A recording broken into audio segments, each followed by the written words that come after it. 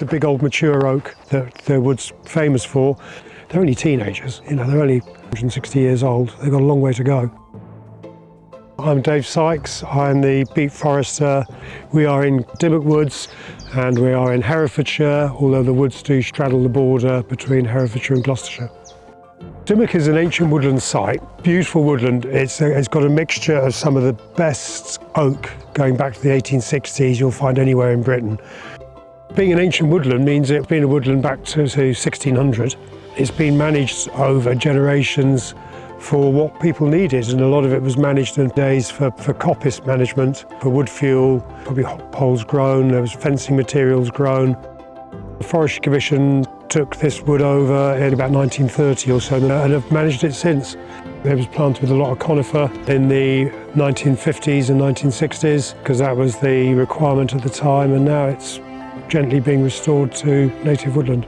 And we'll probably always have a component of conifer in this woodland just because it's so much part of the wood.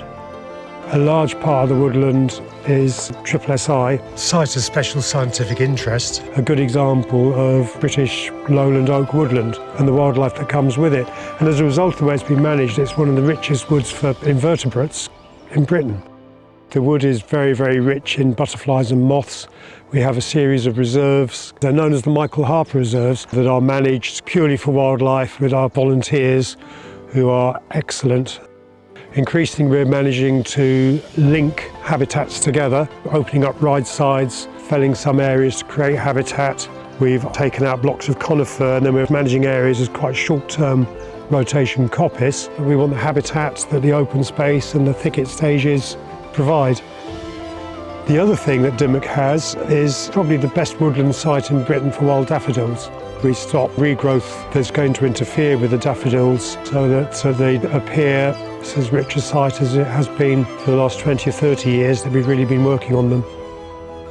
We have a lake here that people like to visit. We have a series of circular walks and you can walk with the family without getting covered in mud. You could probably do a different walk every day of the year. There's enough of the wood you can go and get lost in it.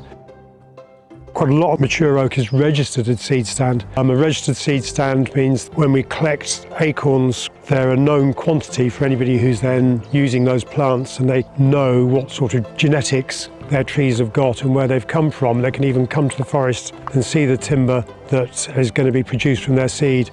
So we collect a lot of seed. Some years we'll have 7 or 8 tonnes, which now is really the predominant source of oak for a lot of the sort of northwest of Britain use oak from Dimmock.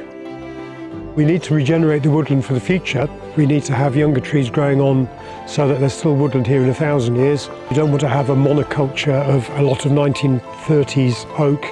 We can do that by actually making the woods more naturalised and having a varied age within woodland.